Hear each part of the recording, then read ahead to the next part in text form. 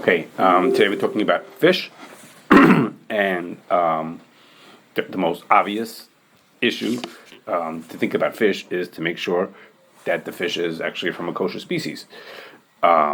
We don't consider the names of fish to be enough of a way to figure out that a fish is kosher.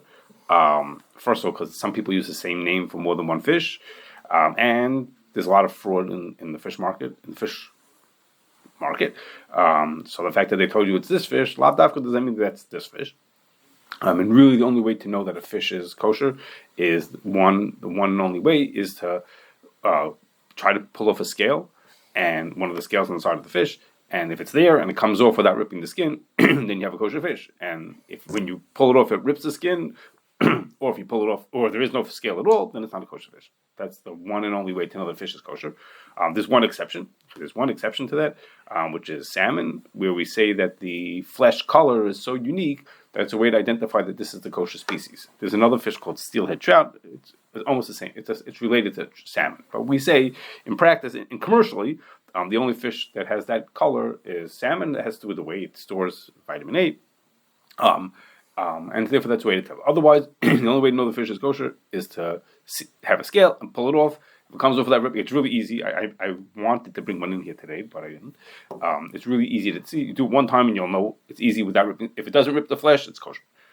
Okay, now that's all. What I just said to you is when me and you go to the store and we buy a piece of fish, that we have to check to make sure that it has scales. If it has Hashgachah, then the Hashgachah is making sure that it has scales. Same thing. On morning. Okay. Commercially, there's a machlokes, there's difference of opinion whether there's other ways to know that a fish is kosher, and specifically, some people say that Chazal required there's a special takanas chacham that a yid see every single fish to make sure that it's kosher, like the way I just described. I should have mentioned that also, is that once you know that the fish is kosher, if I know this fish is kosher and I can recognize what it looks like, then I can look at the next one also. Which when they're sitting in a factory making sure that the fish are kosher, they don't pull a scale off every single one. That's just to know that if I have a piece of fish in front of me, I have to pull off a scale to know it's kosher.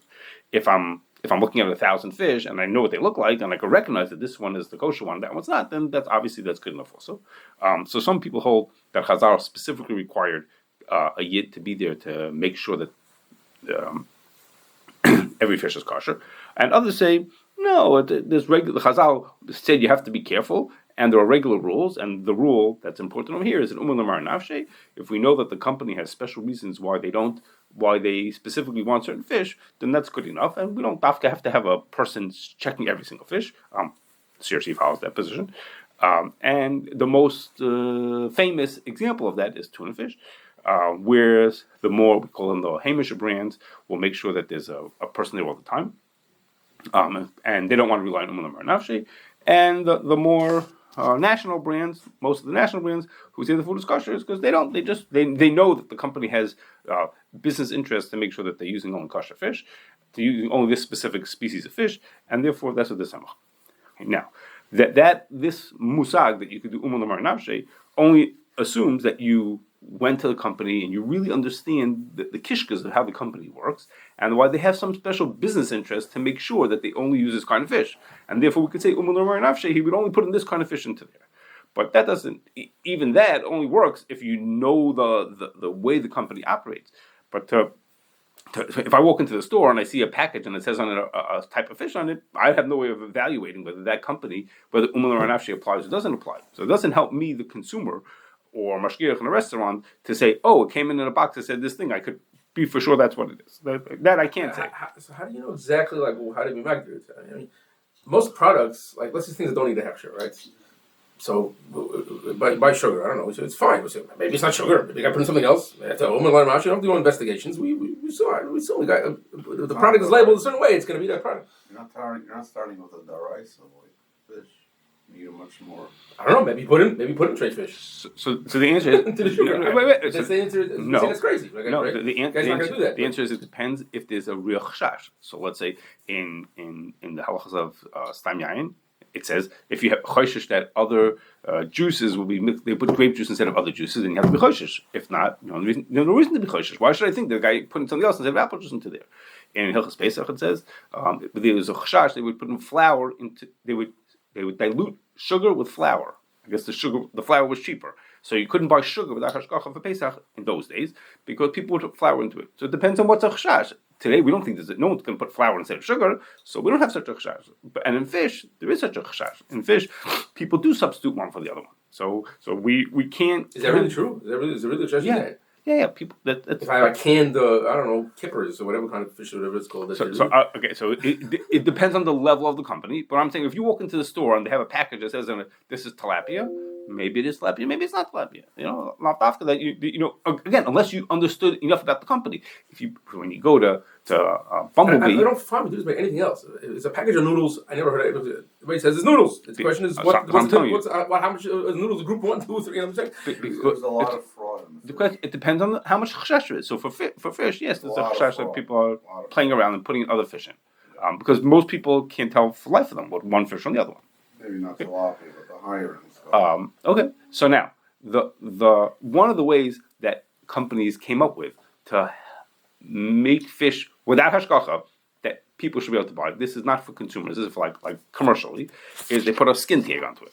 And what's this idea of a skin tag? This is done for kosher. That's why they do it. But it's very available, but it's done for kosher. The idea of a skin tag is that we fillet the fish. They took all those skins, so there's no scales to see. But we leave a little patch of skin on one end of the fillet, and that way you could see that it's still kosher. Okay, that's the idea. Okay, but the we have to bear in mind is that skin tags don't mean the fish is kosher. Skin tag means is now you have a way to see scales, and you can pull the scales from the skin tag. Just having a skin tag doesn't mean anything. Tray fish also have skin. Doesn't mean anything to have a skin tag. The skin tag only means something if you can then look at it, and then that will prove to you that this is a kosher fish. Okay, it's got a scale on it. Right? I'm saying just having a skin tag, if you just say, oh, it has a skin tag, doesn't mean anything. The skin tag is not the proof. Skin tag is just the opportunity to see scales on it, even though the rest of the skin tag. And what? On each fillet, right? On each piece that you get, right? Comes up 100%. Correct. Okay. Now, another thing that relates to the inherent status of a fish, so to speak, before we move on to other parts, is that about in 2010, there was a debate about whether the anisakis worms that are found in fish make the fish treif. Not exactly, but inherent style, but for my grouping it is. Those are found in all kinds of fish, many types of fish. The most broad example that there is wild salmon has it. It's in wild salmon. Some place community thought that it was also. Most of the American hashgachas followed what it says in Shulchan Aruch and it's in Peidal that it seems to say straightforward that it's mutter. It was a big to do. It's not for today. We talked about it in Hilchos Telaim. But that was a big to do. That's another thing that has to do with, so to speak, with the inherent status of whether the fish are kosher or not. It's not really inherent, but so to speak. Okay, let's move on next to processed fish. Okay, so in raw fish, there are actually some questions that can come up with raw fish in the processing. And once we decide that it's a kosher species, two that come to mind, two simple things that are not common is one is, let's go where Fishman came, is that some people coat raw fish with corn syrup, or so we believe, with corn syrup, which is to keep the moisture in, which is a Pesach concern. Okay, whatever. And the other is that there are people who I don't know how many does anymore, but there was an issue where people were injecting fish protein into fish fillets in order to make the fish have a higher protein content, mapiton, because this way they could serve it in nursing homes. They had a requirement to serve the residents a certain amount of protein every day. So instead of serving them meat, this is a way of serving them juiced up fish, which was cheaper. Okay, so the protein came. The way they got more fish protein to stick into it was all on the scraps in the factory. They would put them in. So you had to make sure they put kosher protein into kosher fish, not treif protein into kosher fish. Okay, not so common. Okay, but the most common issue that people have with raw fish is the knives. Okay, which is to say, you walk into the fish store and the guy cuts your knife, and the knife is dirty from treif fish that he cut a minute ago. Then you have an issue of the end getting stuck onto your fish. Okay, so the best choice, of course, what we always think, what do you expect to hear from me? The best is to go to a kosher fish store, right? Because then he knows he only has kosher fish. Okay, if you can't do that, if you don't, if that's not available, then you can ask the guy to clean off his knife and put down a fresh piece of paper before you cut your fish. Okay, that's it. Also okay. If not, then what you do is after you get the fish already cut, you'll wash it off and scrub it off. The surfaces where the cut would have been, any place where the cuts would have been, you give it a scrub on the water, and that will be enough. Okay? Yeah, especially dirty boards, and you got to do it all around. You have to then for that you just rinse it off. Okay. The problem is the duchel sakina on the side. What's on the bottom, you just rinse it off. Okay. Now all of this is only when you're buying a piece of fish. You walk into the fish and say, "Hi, could you cut me that piece over there?" Okay. When it's made commercially, we assume the guy cut 1,000 pieces of fish at a time. He didn't cut you one piece at a time. He cut 1,000 pieces of white fish at a time.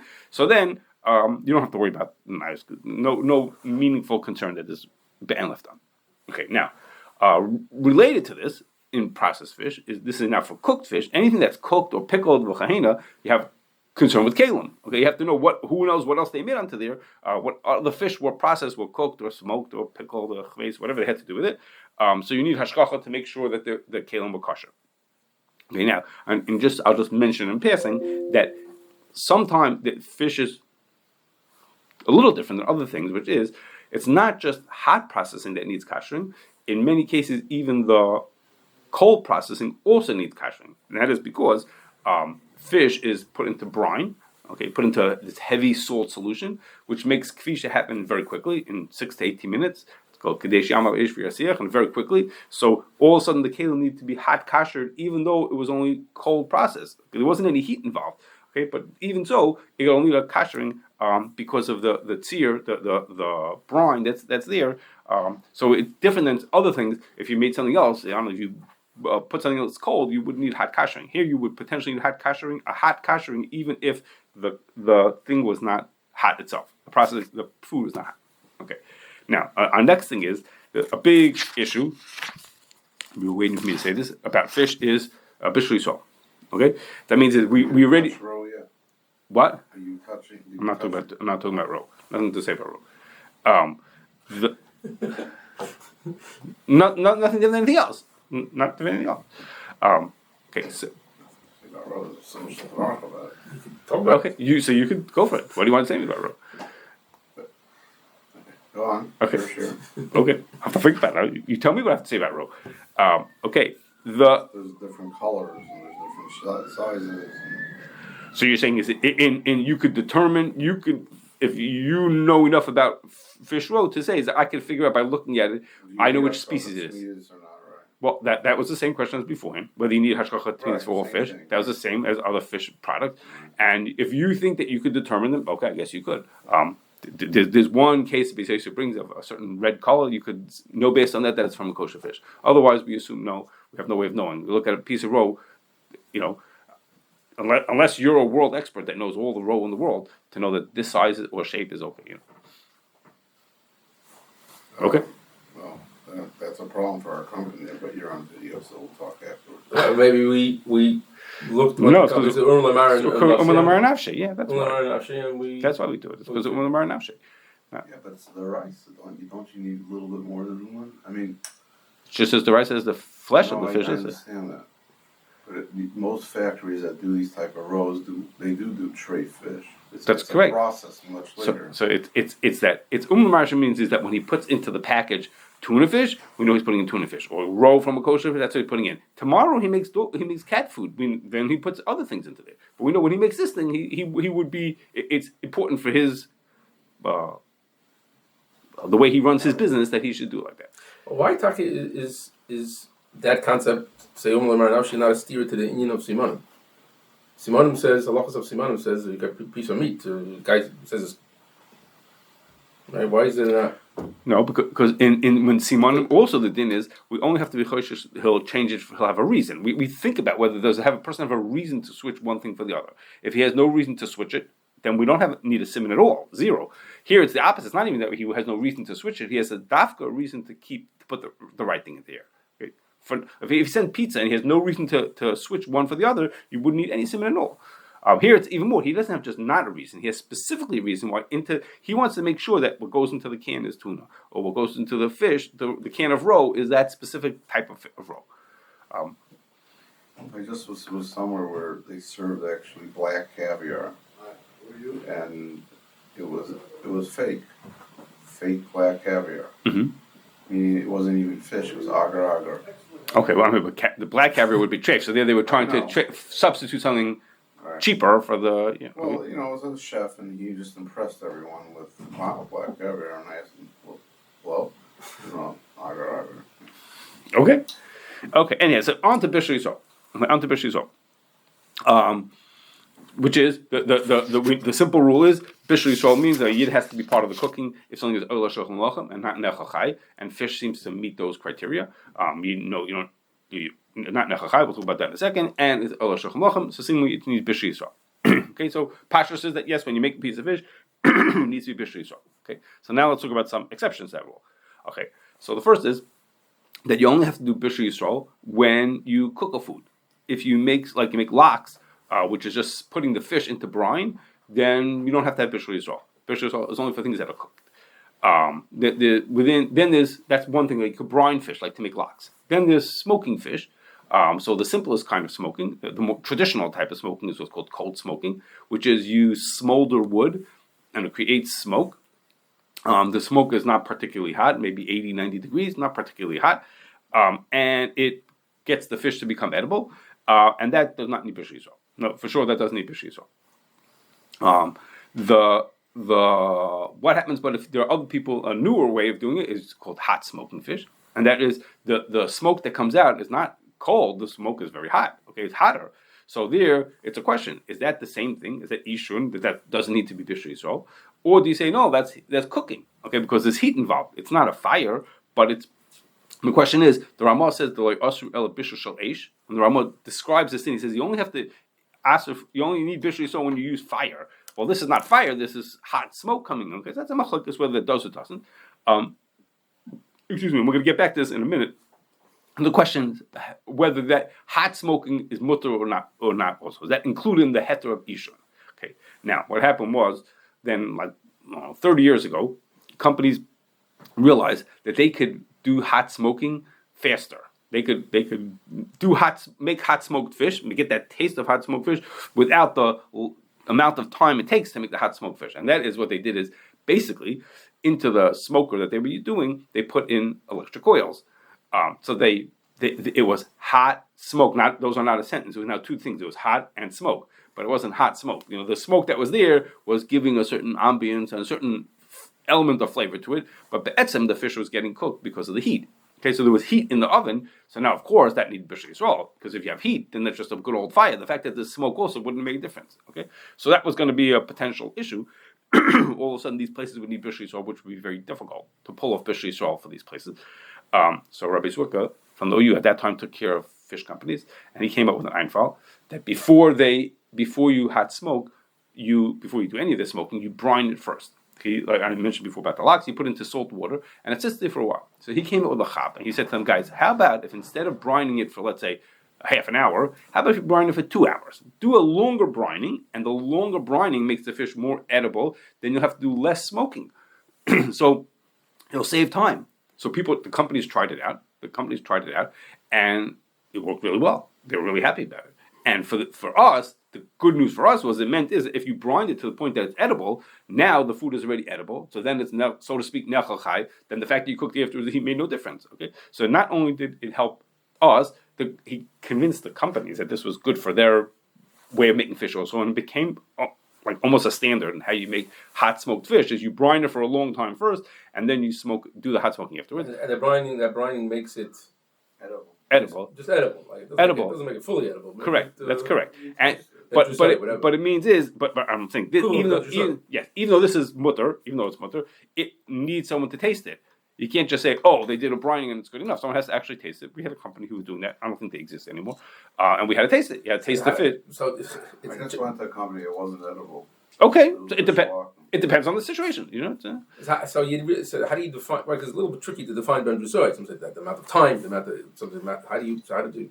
We did. That's not how they did it. What matter was put into your mouth. Is this passably edible? Could you eat this if you were stuck? If you were stuck, would you be able to eat this food? And in the company we used to deal with here, it was, and they were beseders. They brined it for long enough, and that was okay. So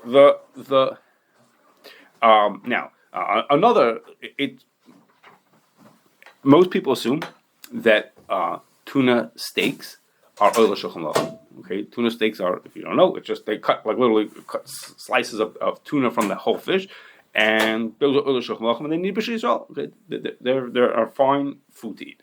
Okay, there's two reasons why canned tuna is assumed canned tuna does not need b'shul yisrael, and both of them have to do with the way canned tuna is processed. Okay, the first is that before you put tuna into the can, they steam the fish whole. Okay, I think they cut them first, but the whole fish are steamed in this chamber. They put them into a chamber, like a room like this size. They put in 500 pieces of fish, and then they just steam them. Okay, so the first is that some people say, I said to you beforehand about hot smoking, that some people say hot smoking is not considered eish, and they say hot steaming is not considered eish either. Okay, now hot steaming is a step over hot smoking. And hot smoke, it's the smoke that came from a fire that was, smoldering on some coals.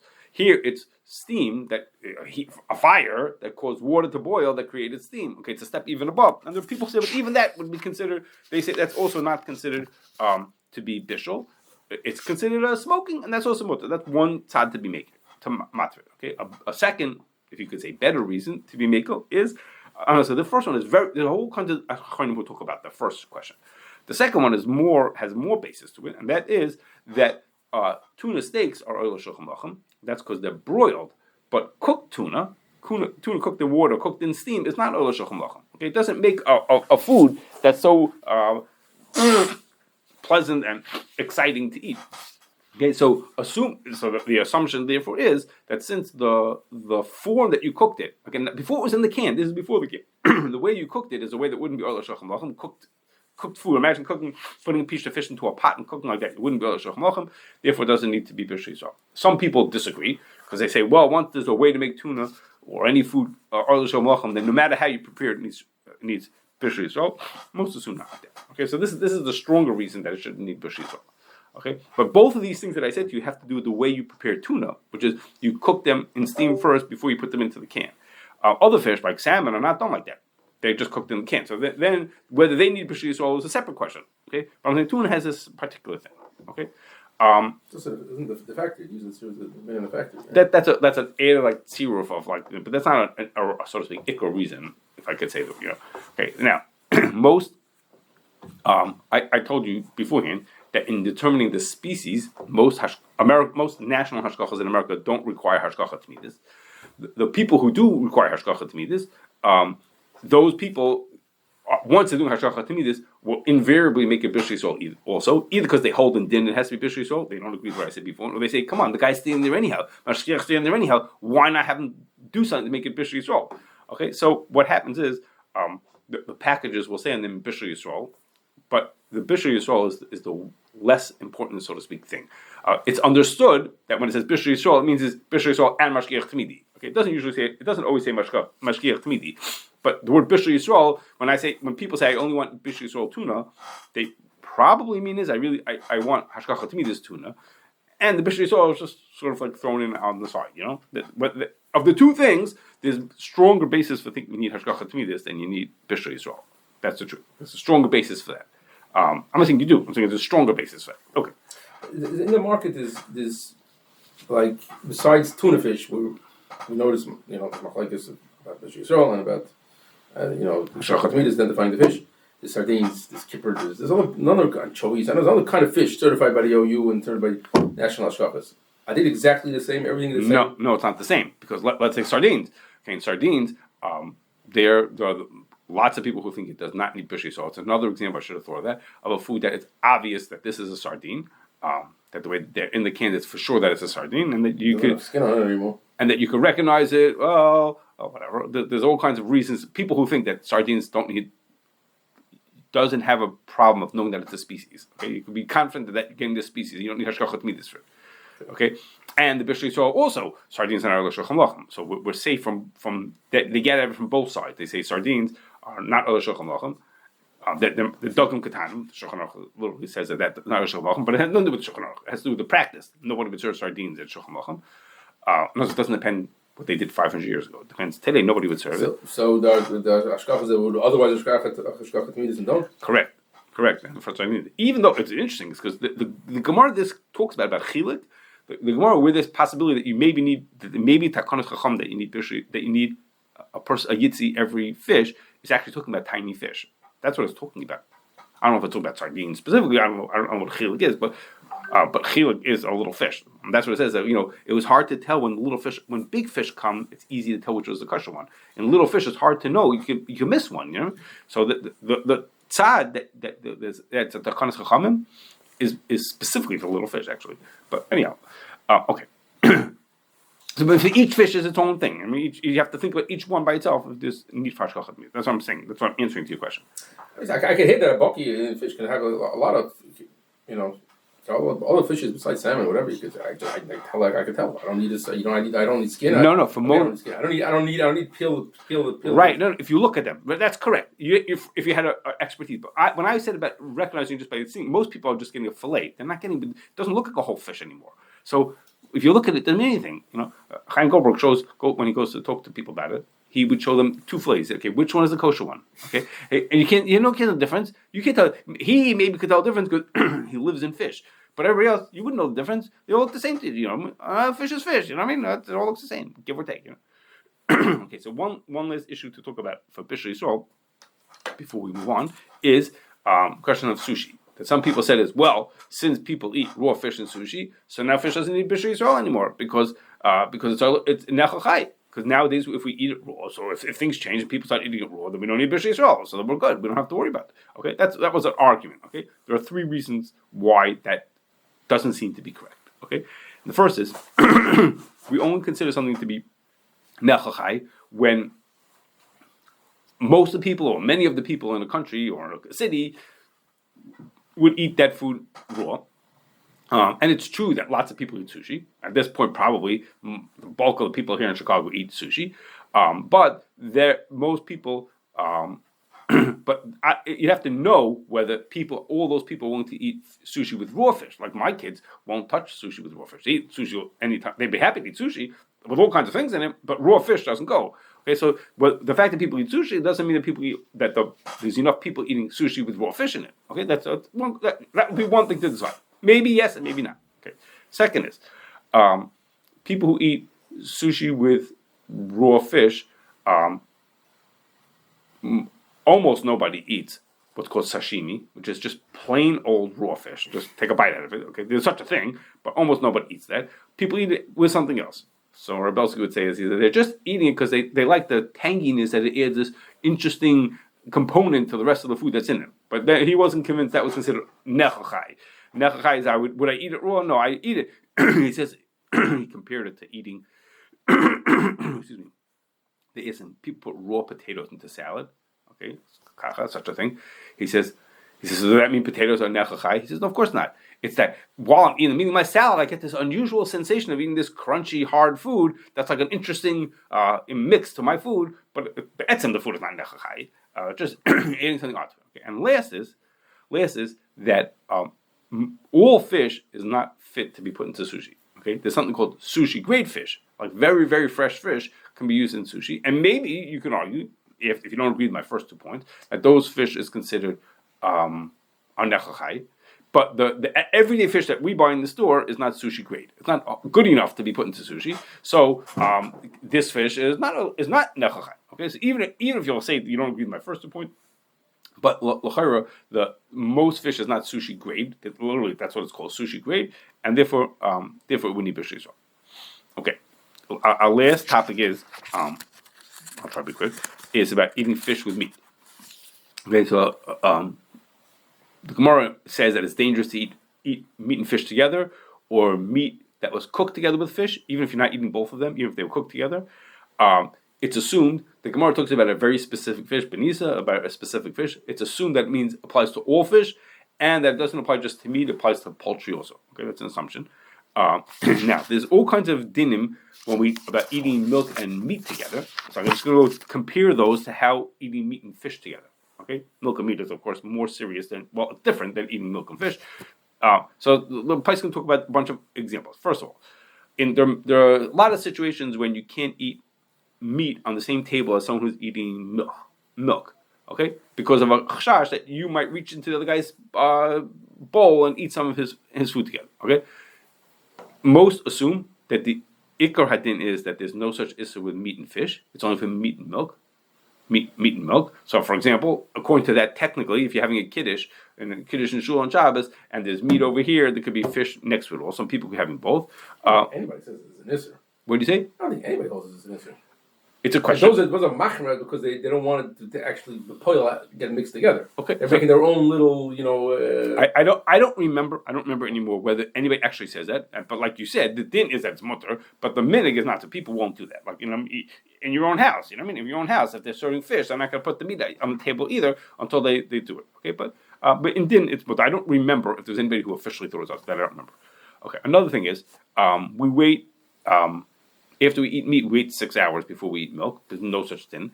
After eating meat, you can eat fish right away afterwards. The other way around, if you eat milk, you can't eat meat right away either, unless you do kinuach hadacha. You have to eat something parav and drink something parav and wash your hands off. And there's a question whether that applies to fish also. The Mechaber says that you do have to do it. The Ramah says you don't. But the minig is, I think the Ramah even mentioned himself, the minig is to eat something and drink something to separate between them. And the Chacham says you just have to drink something in between. Okay, just to separate between the fish and between meat and fish, or the other way around. Okay. The Isra Bas B'chalav of meat and milk is only if you could taste them. Okay, if there's a tiny bit and it's bottled, then there's no Isra Bas B'chalav. But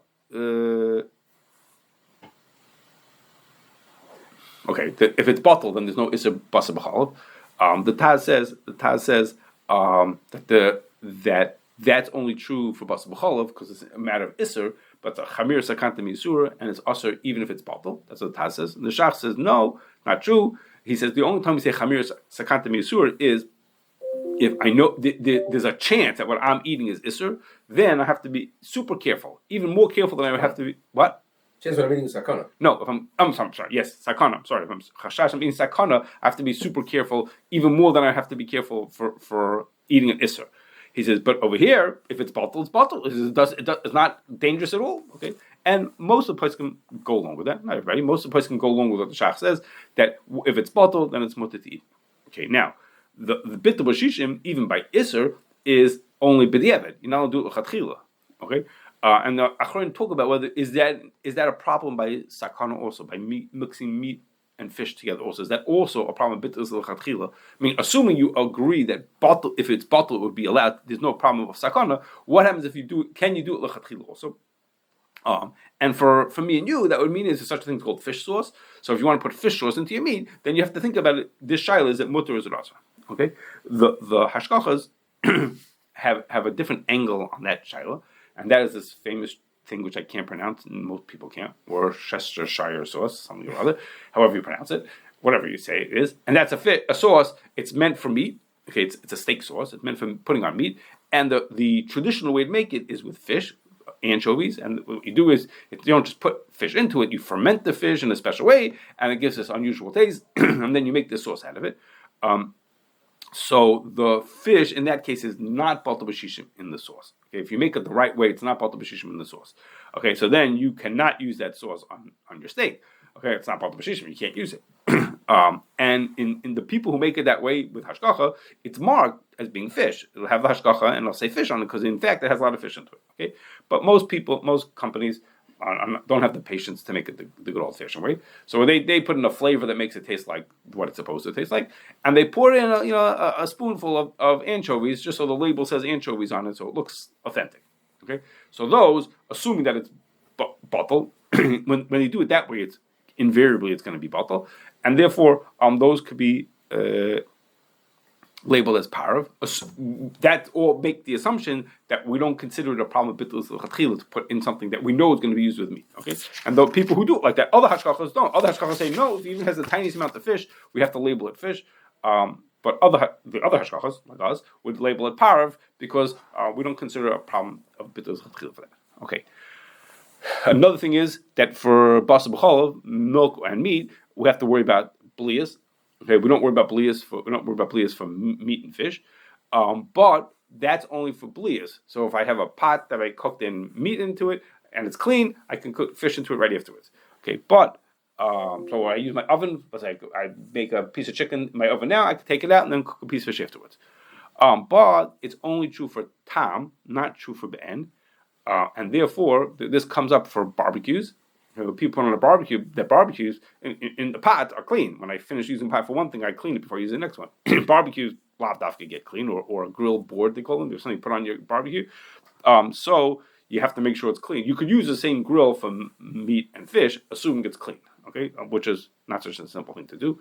So I did once, I raised up the fish. Raised it up, I put... something off the grill, but something underneath, like metal rods. Okay, so you can do that, or there's something called the grill board. There's things that are meant to go on a barbecue for putting food onto it. That has its own purpose why they do it, but you can do the same thing for yourself. Just as it's a separation. That's your point. Is you made a separation. Okay, and because of this thing of not having residue, that's why people have separate fish forks. Okay, it's not because of the blias in the fish, kalim. There's no problem with blias of fleishigs or fish. The problem is you think there's going to be residue. If I ate a piece of fish with it, maybe there's going to be some fish left literally onto the fork. That's why you give a person a new fish fork.